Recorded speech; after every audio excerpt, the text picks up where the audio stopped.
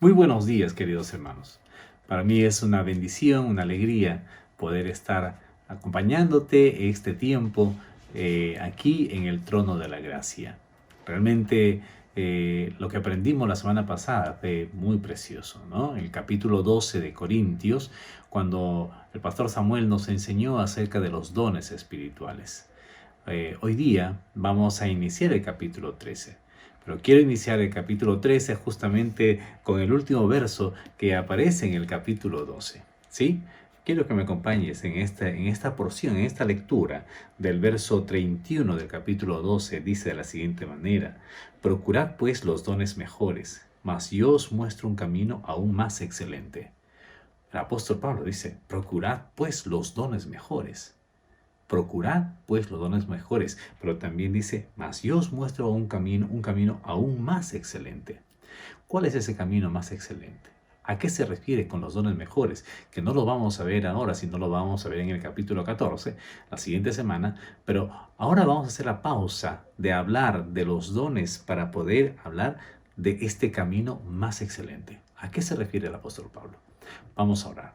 Vamos a orar y pedir que nuestro Dios nos bendiga esta mañana. Padre, gracias te damos. Tú eres bueno, Señor. Tú nos permites estar aquí en el trono de tu gracia. Y en el trono de tu gracia, Señor, nos permites también abrir tu palabra. Y juntamente con mis hermanos, Señor.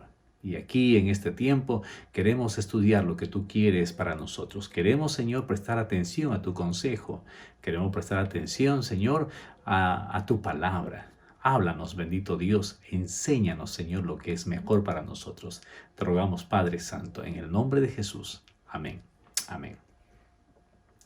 Ok.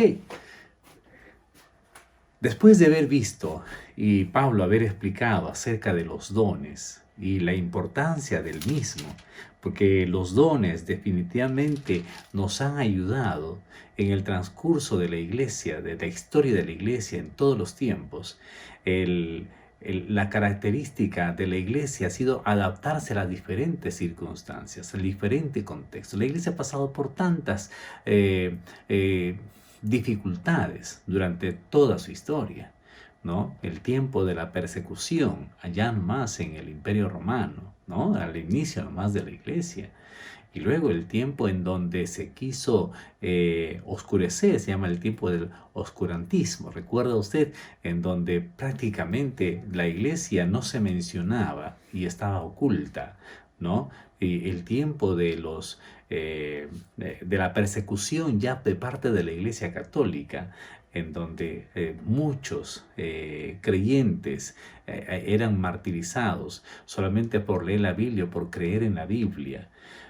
En todos esos tiempos, la iglesia ha seguido sosteniéndose. Y si nosotros revisamos un poquito el capítulo anterior, el capítulo 12, nos vamos a dar cuenta que justamente el ejercicio de los dones, el ejercicio de las capacidades, de los talentos, de las habilidades, de los ministerios, ha hecho que la iglesia se siga sosteniendo en toda la historia. Nosotros tenemos historias recientes, cómo se sostuvo la iglesia en el tiempo del terrorismo en nuestro país, cómo se sostuvo la iglesia antes de eso en el tiempo del gobierno militar en nuestro país, cómo se sostuvo la iglesia ahora en el tiempo de nuestro país, en donde la corrupción empezó a hacer y sigue todavía causando estragos en nuestra sociedad.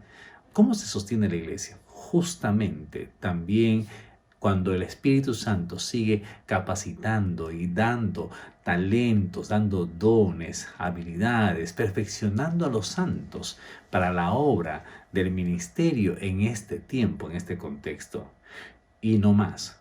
Hoy día podemos seguir preguntando cómo se sostiene la iglesia, cómo avanza la iglesia en este tiempo.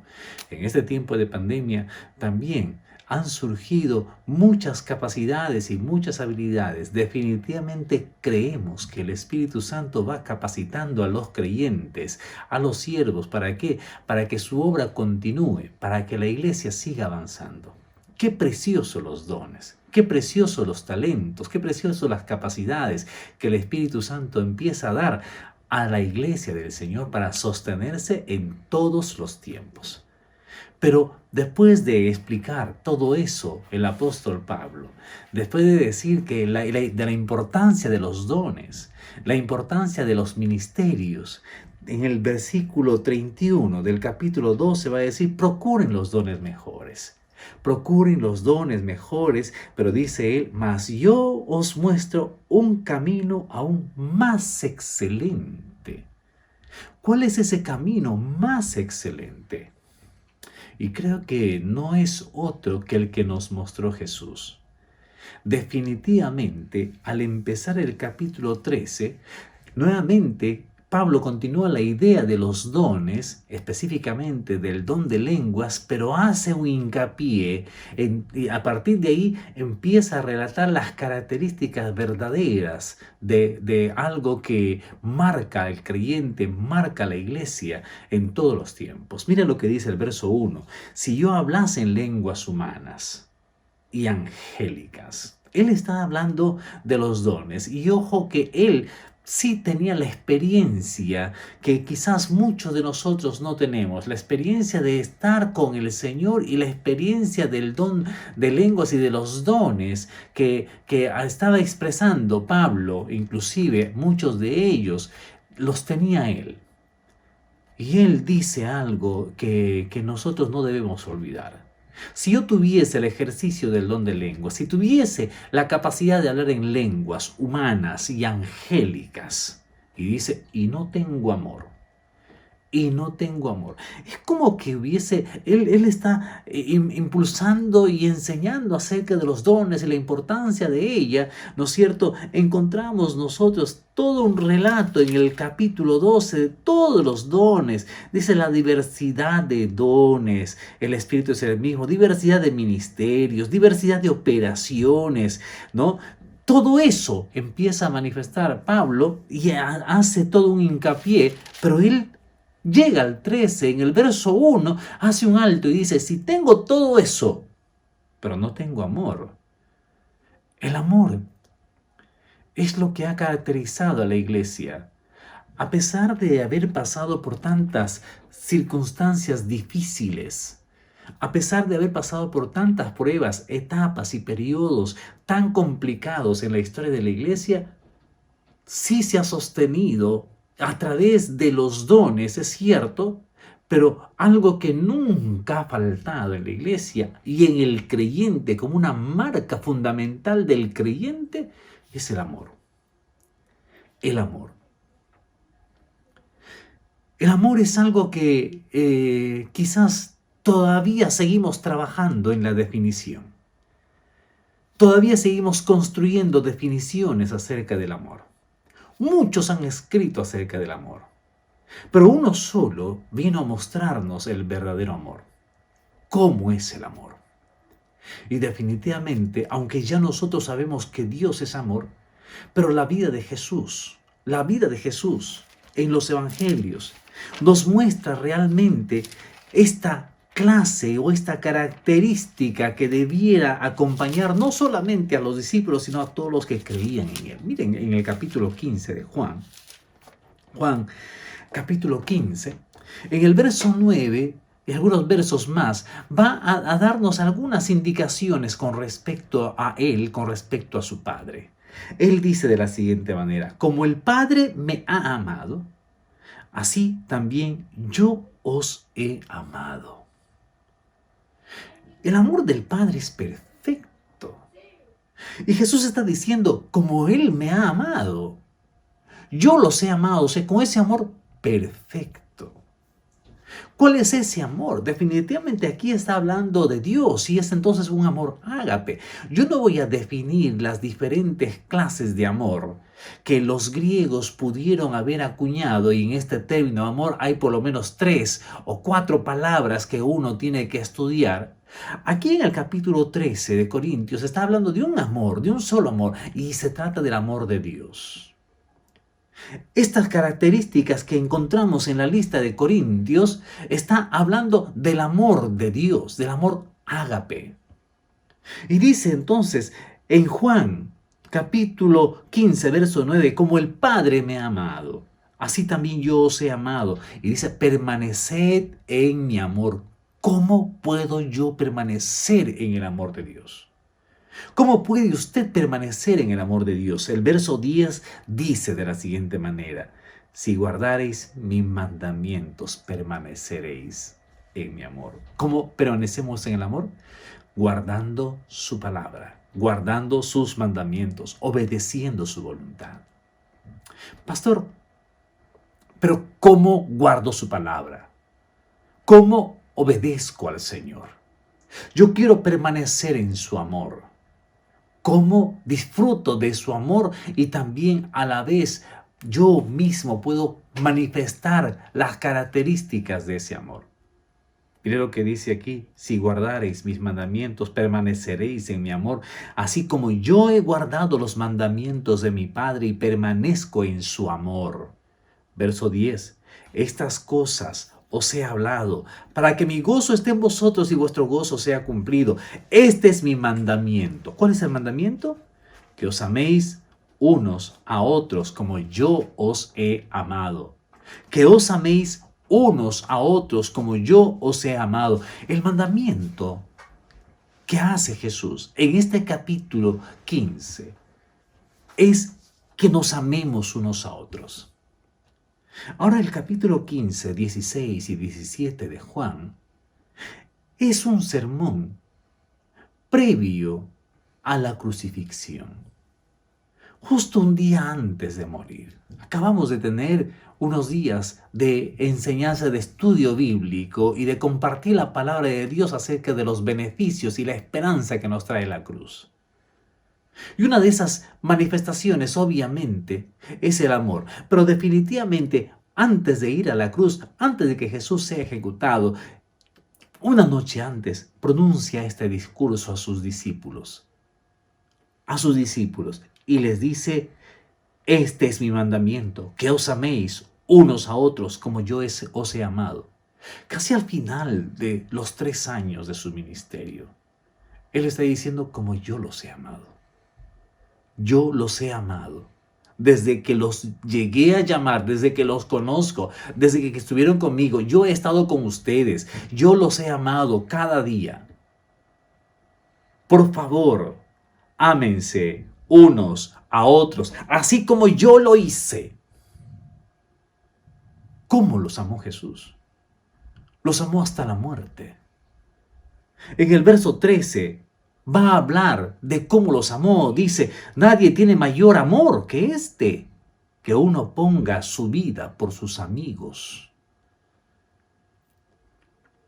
Aunque estamos hablando del perfecto amor, pero la orden aquí es que nos amemos como Él nos ha amado.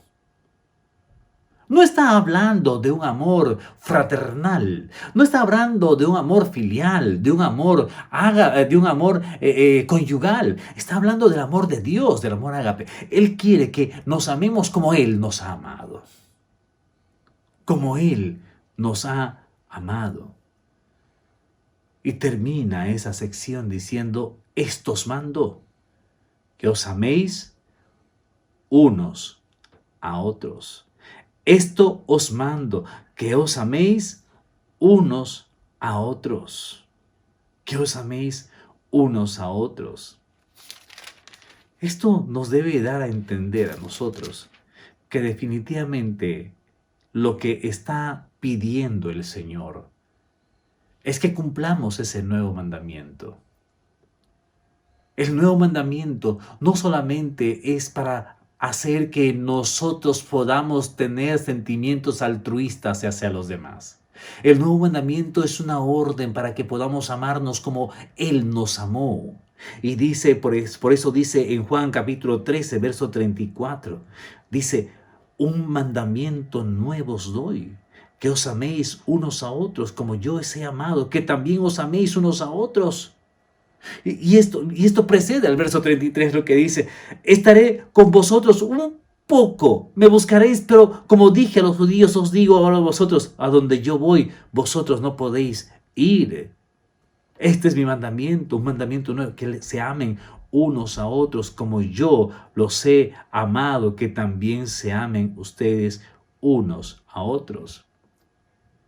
Y él mismo va a decir que una de las marcas, una de las evidencias, una de las características del creyente, del discípulo, es el amor. Porque mire el verso 35. En esto conocerán todos que sois mis discípulos, si tuviereis amor los unos con los otros. ¿En qué conoceremos que la iglesia? ¿En qué conocerán nuestros familiares? ¿En qué conocerán nuestros amigos? ¿En qué conocerán la gente del mundo? ¿De qué manera nos conocerán? Si tuviéramos amor los unos con los otros. Podemos tener todos los dones, podemos tener todas las capacidades, podemos entender toda la ciencia, pero si no está en nosotros la marca distintiva del amor, entonces no habremos alcanzado el propósito para el cual Dios nos puso en esta tierra. Dios nos amó tanto que dio a su Hijo. Pero ahora Él mismo nos va a decir, yo ya estoy a punto de ser sacrificado. Por favor, ámense unos a otros. Ámense unos a otros.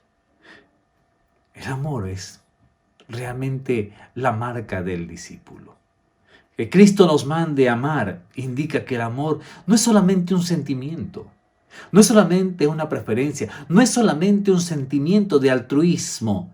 Es lo que uno hace y cómo uno se relaciona con otros. Es decir, es una relación que tienes con Dios para poder también de esa manera cargarte de su amor y de esa manera amar a los demás. Uno no puede amar como Dios quiere que amemos, a no ser que antes haya recibido de ese amor. Si leemos nosotros esa evidencia en Romanos, ¿no? En el capítulo 5, versículo 5, va a decir de la siguiente manera: la esperanza no avergüenza, porque el amor de Dios ha sido derramado en nuestros corazones por el Espíritu Santo que nos fue dado. O sea, Dios tuvo que derramar de su amor en mi corazón, en tu corazón, el día que el Espíritu Santo vino a sellarnos con las arras de la salvación.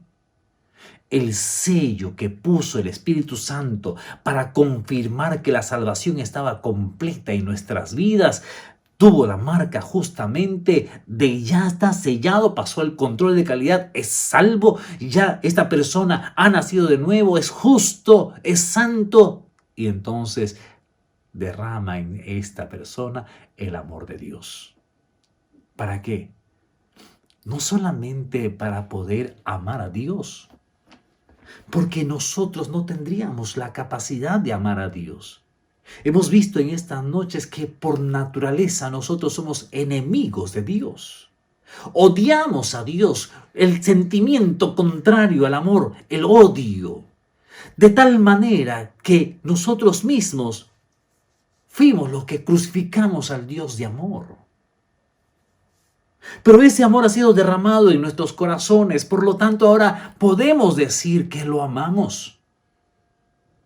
Y ojalá fuera un patrimonio nuestro, y ojalá fuera propio de nosotros. El hecho de amar a Dios es solamente por la misericordia y por el Espíritu Santo que Dios ha derramado de su amor en nuestros corazones. Ahora le podemos amar. El apóstol Juan, conocido también como el apóstol del amor, nos muestra en el evangelio que escribe y en las cartas también que escribe, en primera y en segunda de Juan, va a mostrarnos justamente algunas cosas para poder ser efectivos en el amor, y nos lleva a algunas reflexiones. Mire, por ejemplo, en el capítulo 4 de primera de Juan, versículo 7, dice: amados, amémonos unos a otros, porque el amor es de Dios. Todo aquel que ama es nacido de Dios y conoce a Dios. Este mandamiento nuevo que nos dio el Señor para amarnos los unos a los otros, Él dijo: ya el tiempo de mi partida está cerca, estoy a punto de ser sacrificado, entonces ámense ustedes, ámense los unos a los otros. ¿Qué dice el apóstol Juan aquí en 1 Juan 4:7? Amémonos unos a otros, porque el amor es de Dios. Claro, su amor ha sido derramado en nosotros. Y dice, todo aquel que ama es nacido de Dios y conoce a Dios.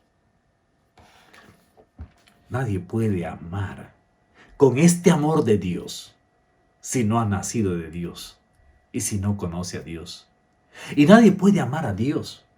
Definitivamente nadie puede amar a Dios si no ha nacido de Dios y no conoce a Dios. ¿Cómo puedes amar lo que no conoces? Y el verso 8 va a decir, el que no ama no ha conocido a Dios, porque Dios es amor. El que no ama no ha conocido a Dios, porque Dios es amor. Una de las cosas que no debemos olvidar, que para poder desarrollar y crecer en el amor, definitivamente tenemos que conocer a Dios. Tenemos que permitir que el Espíritu Santo que viene en nosotros también derrame del amor de Dios en nuestros corazones. Tenemos que atender el deseo final, en el último mensaje, en el último sermón de Jesús antes de ir a la cruz. Así como yo los he amado hasta el final, así también ustedes ámense los unos a los otros. Y entonces, ¿cómo amamos hasta el final? ¿De qué manera nosotros podemos amar hasta el final? Podemos amar definitivamente solamente habiendo nacido de Dios. Miren lo que dice en el versículo 16, ¿no? 1 Juan 4:16 va a decir, y nosotros hemos conocido y creído el amor que Dios tiene para con nosotros. ¿Cómo hemos conocido? ¿Cómo creemos que el amor que Dios tiene para con nosotros? Dice el verso 16, Dios es amor, y el que permanece en amor, permanece en Dios y Dios en él. Dios es amor. Si permanecemos en amor, permanecemos en Dios y Dios en nosotros. El amor es algo que tiene que cultivarse, el amor es algo que tiene que trabajarse, el amor es algo que tiene que crecer a medida de que yo conozco a Dios. Todos los que hemos nacido de nuevo, los que hemos nacido de Dios, tenemos ya el privilegio de poder amar a Dios. Pero la Biblia dice que tenemos que conocer a Dios cada día. Yo debo esforzarme en el conocimiento de Dios. Usted tiene que esforzarse en el conocimiento de Dios. Y entonces, si conocemos a Dios, nuestro amor se irá incrementando, se irá añadiendo, se irá aumentando, se irá perfeccionando. Porque conozco a Dios cada día. El verso 17 va a decir, en esto se ha perfeccionado el amor en nosotros. ¿En qué se perfecciona el amor en nosotros? Para que tengamos confianza en el día del juicio, pues como Él es, así somos nosotros en este mundo. O sea, se perfecciona el amor en nosotros a medida que nosotros empecemos a ser como Él es. ¿Y cómo es Él? Él definitivamente es amor. Y si quiero conocer a Él, y este Él es Jesús, entonces yo tengo que aprender de Él cada día. En algún momento yo le había recomendado lo siguiente. ¿Usted quiere conocer a Jesús? ¿Usted quiere amar a Jesús? Aprenda de Jesús todos los días. Pastor, ¿y cómo aprendo de Jesús todos los días? Lea los evangelios cada día. No debe haber un día en que no lea usted los evangelios. Un pastor amigo nos comentó esto en una charla. Tuvimos una conversación con un grupo de hermanos, así una conversación en confianza. Y él empezó a detallar y empezó a comentar lo siguiente. Dijo, yo quiero servir a mi Señor, ¿no es cierto? A mi Dios como Jesús lo sirvió. Y definitivamente no encuentro cómo hacerlo. Y yo quiero tratar a mis hermanos como Jesús trataba al pueblo, a la gente. Yo quiero tratar a los adultos, a los ancianos y a los niños como Jesús los trataría. Mi ministerio, mi vida se ha empeñado justamente durante todos estos años de ministerio de querer hacer las cosas como Jesús las haría. ¿Y sabe qué es lo que hago? Cada día leo un capítulo de los evangelios. Cada día leo los evangelios. Porque yo quiero servir como Jesús. Y yo quiero conocer a Jesús. Yo quiero trabajar como Jesús, quiero hablar como Jesús, quiero conversar quiero atender a la gente como Jesús y quiero amar a los demás como Jesús. Entonces, ¿qué es lo que hago durante estos años de ministerio? Tengo muchos años de ministerio. Leo los evangelios cada día. Esto nos desafía un montón. Y en esa conversación que tuvimos, salimos desafiados, retados y también animados a leer el evangelio todos los días. Lea el evangelio para que aprenda a amar a Dios, para que aprenda a conocer a Dios, y usted cada día será como Jesús. El verso 17 dice: en esto se ha perfeccionado el amor de Dios en nosotros, para que tengamos confianza en el día de juicio, pues como Él es. Así somos nosotros en este mundo. Pero ¿cómo llegaremos a ser como Él es? Solamente aprendiendo de Él, aprendiendo de su vida, aplicando su vida a la nuestra.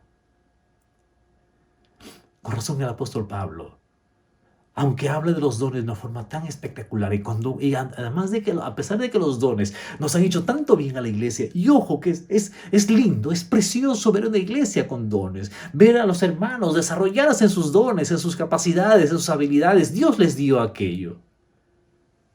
Pero sabe, tenemos que hacer las cosas como Jesús, porque dice aquí, ¿no? Pues como Él es, así somos nosotros en este mundo. De ahí que el verso 18 va a decir: en el amor no hay temor, sino que el perfecto amor echa fuera el temor, porque el temor lleva de en sí castigo, de donde el que teme no ha sido perfeccionado en el amor. Querido hermano, una de las características del creyente, una de las marcas distintivas del creyente es el amor. Y se manifiesta, se evidencia solamente en un detalle, en un solo detalle, en que amas a tu prójimo. Mira el verso 20.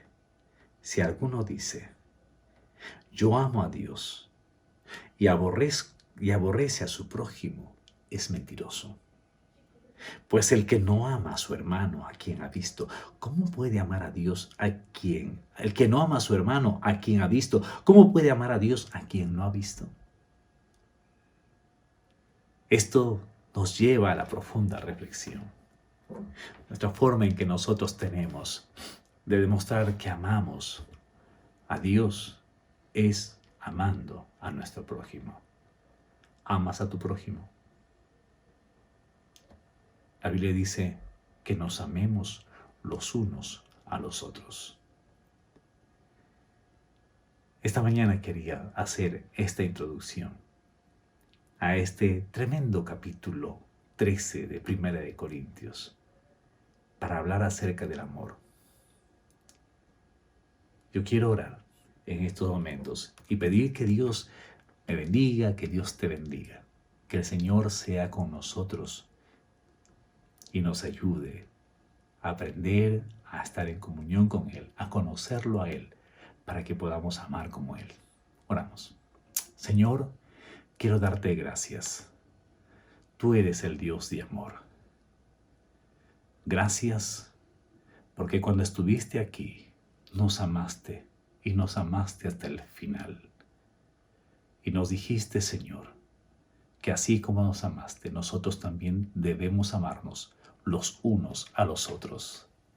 Te pido por favor, Señor, que nos ayudes, que nos muestres, que nos enseñes tú mismo, bendito Dios, a serte fiel. Gracias te damos, Señor. Queremos conocerte cada día. Queremos, Señor, acercarnos a ti. Queremos aprender de ti, queremos ser como tú. Porque así como tú eres, nosotros somos en este mundo. ¿Cómo podríamos nosotros, Señor, afirmar estas palabras tan preciosas? Estas palabras que son profundas, bendito Dios. Así como tú eres, somos nosotros. Permítenos conocerte cada día, Señor. Conocerte cada día, Padre. Y aquí en el trono de tu gracia, te rogamos que nos ayudes. Gracias te damos, Dios. Gracias. En el nombre de Jesús. Amén. Amén. Quiero invitarte en estos momentos a que puedas participar con nosotros en este tiempo de oración. Están apareciendo en nuestras redes sociales justamente el enlace de Zoom para que puedas entrar con nosotros a participar en este tiempo de oración donde estaremos orando por nuestras necesidades, por los enfermos, por la situación de nuestro país y también por las elecciones. Y ya estamos próximos a tener un nuevo presidente. Que Dios te bendiga.